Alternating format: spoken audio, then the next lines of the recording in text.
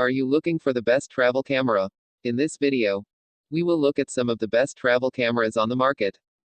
Before we get started with our video, we have included links in the description, so make sure you check those out to see which one is in your budget range. Number 1. Here is Sony's first beginner-oriented, entry-level full-frame mirrorless camera, the Sony A7C. It's a great camera, I'll tell you that right now, but there are also some significant qualms I have that make me hesitant to recommend it compared to some of the other cameras available today. Indeed, full-frame mirrorless cameras are becoming increasingly common now, with Canon, Nikon, Sony, Panasonic, and Sigma all having competition priced at under $2,000.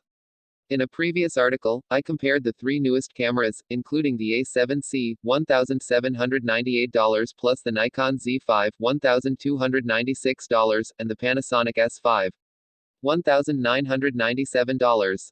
Believe it or not, but to be totally honest, spoiler alert, the Sony A7C wasn't the hands-down winner. The market is getting that competitive. Sony's mirrorless technology does have advantages, but let me just put it this way, and let me know if it makes sense. Sony definitely did not make an A5 to compete directly with the Panasonic, Nikon 5s. They made the A7C, and I'm inclined to assume that the C stands for consumer. Sony is smart though, and the A7C makes that clear. The camera's strengths are exactly the types of features that will be attractive to any beginner, consumer, or even serious, experienced hobbyist.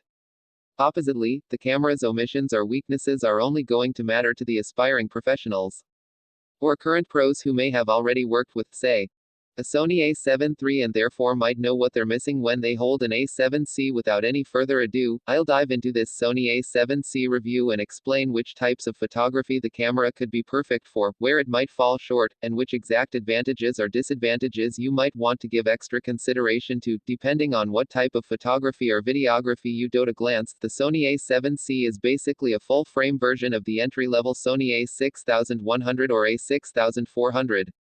It adds a fully articulating LCD screen on the outside, and IBIS stabilization on the inside, but honestly, it really is a full-frame version of Sony's most beginner-oriented camera. This makes the camera one of the lightest, most compact full-frame cameras on the market, which is perfect for some photographers. However, it also means that anyone who is looking to get really advanced, and do a lot of high-end work, might really miss certain things like the dual command dials, dual C1, C2 top buttons, etc. Number 2. Resurrecting a popular design from its past proves fruitful for Olympus. Not only does the Olympus OMD EM5 look great, it takes great pictures, meeting or exceeding the quality of some pretty surprising competitors. Its interface is designed with photographers in mind, with ready control dials and a smart interface, all in a very small package. Attractive body design, well-built, weather-sealed body. Excellent image quality, excellent image stabilization. Very fast autofocus, exposure compensation dial changes easily. Small buttons, no in-camera chromatic aberration correction. Bundled flash is weak, video compression artifacts with rapidly moving subjects. Body-only pricing for the Olympus EM5 starts around $1,000, with availability from April 2012. Two body colors are available, black and silver. In addition to the body-only kit, there are also two kits including lenses. The black version of the EM5 body and M Zuiko Digital 14-42mm f3.5-5.62R lens costs about $1,100. Alternatively, a black version of the M Zuiko Digital ED 12-50mm f3.5-6.3 EZ lens is available with either the black or silver EM5 body, for $1,300. Raising the excitement around its Micro Four Thirds cameras, Olympus added a new branch to the line with the OMD EM5. Once again, Olympus resurrected both the name and appearance of a successful camera line from the company's past to appeal to the sense of nostalgia we're seeing return to the digital camera space. The new digital camera upgrades the sensor to 16 megapixels and includes a built-in electronic viewfinder, both firsts for an Olympus badged MFT camera. Available in both black and silver starting April 2012, the new camera is also somewhat pricey, starting at $1,000 body only, $1,100 with a standard 14-42mm lens, and $1,300 with the unique 12-50mm f3.5-6.3 EZ lens pictured at right. Though the viewfinder housing is shaped like a pentaprism, there is no pentaprism underneath. Many might cry foul over this choice, but it makes sense. Rather than make their camera look like a modern, smooth molded plastic camera, they pulled from their own past, returning to an easily recognizable form. But I can't deny that a flood of analytical thoughts and emotions washed over me when I first set eyes on the OMD EM5. Was I impressed or put off? Did they hit the right notes? Is it too similar or not similar enough to the old OM line? Am I overanalyzing and underappreciating because I'm afraid I'm a little too fond of bringing back the old camera forms? Number 3. The Fujifilm X-T32 is just a slight update to one of our highest rated cameras.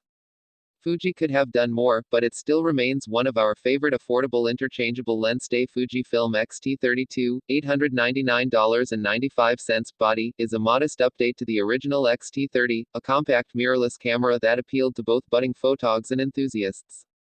The new edition features upgraded memory that unlocks support for a few new imaging processing features, but, otherwise, it's the same camera that earned our Editor's Choice and Best of the Year awards back in 2019. The X-T32 isn't as groundbreaking as its predecessor because the landscape is more competitive now, but it's still among the best you can get for the price and worthy of our Editor's Choice Award. A well-populated X-lens system doesn't hurt matters, either. We've got Fujifilm to thank for the retro-style movement in digital cameras.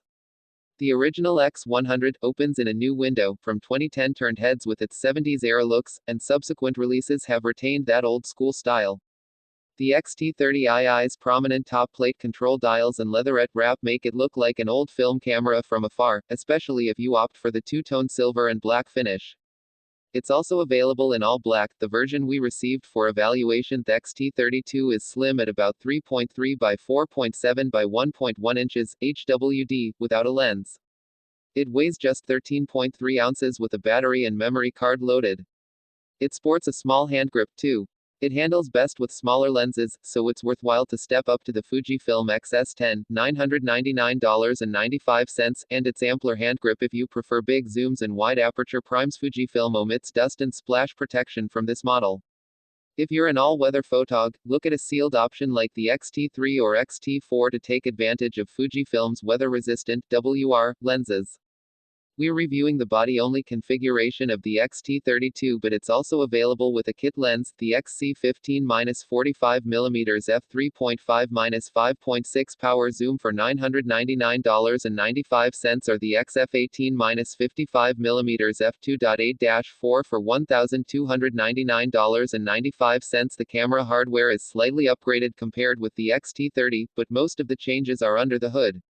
A bigger allocation for memory allows for some additional firmware features, for instance. Otherwise, the autofocus system enjoys some updates that bring tracking and eye detection in line with the enthusiast X-T4. The classic negative film simulation is now an option. The 4K video record time is now 30 minutes instead of 10 minutes, and 1080p now goes to 240 FPS for slower slow motion. On the outside, the rear LCD sports a higher resolution. This all amounts to an interim update.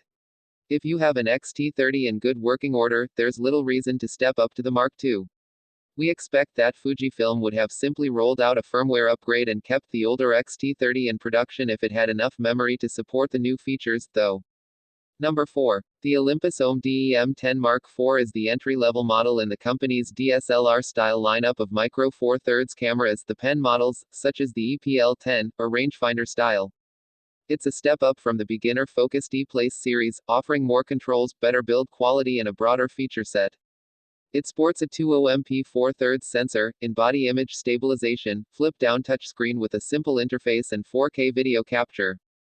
The EM10iV is available now in 2 kits, in your choice of silver or black, body only with an MSRP of $699 and with the very compact 14-42mm f3.5-5.6 EZ lens for an MSRP of $799.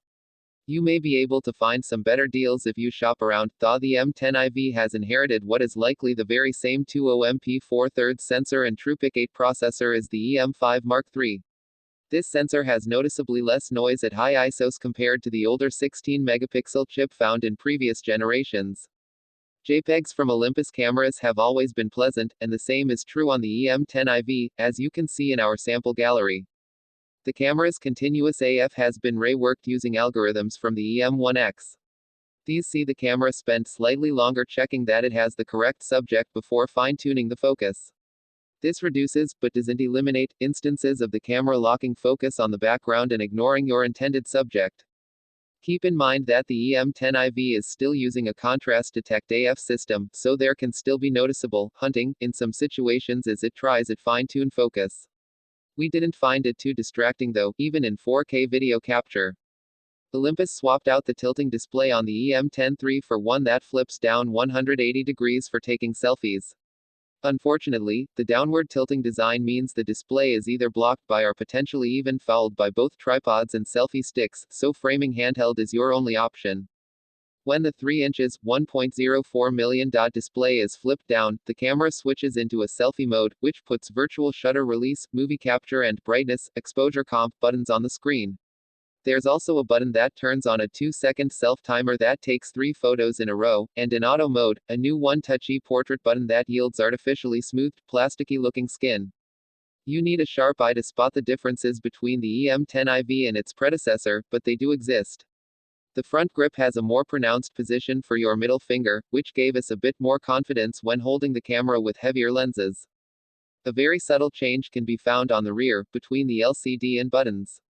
It's a small rubberized strip that gives you a little something to hold onto when you're holding the camera at arm's length taking selfies.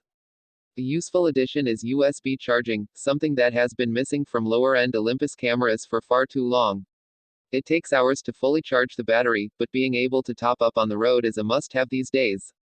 We wish Olympus still included an external charger, which is now a $60 option. The camera is not compatible with the USB PD standard, so you can't charge it with high-power chargers. Olympus has also added a new Live View Boost mode that can make both focusing and framing in low-light conditions much easier. The EM10III's Live View Boost function merely boosted viewfinder gain, but on the EM10IV it can optionally reduce the frame rate significantly, as well.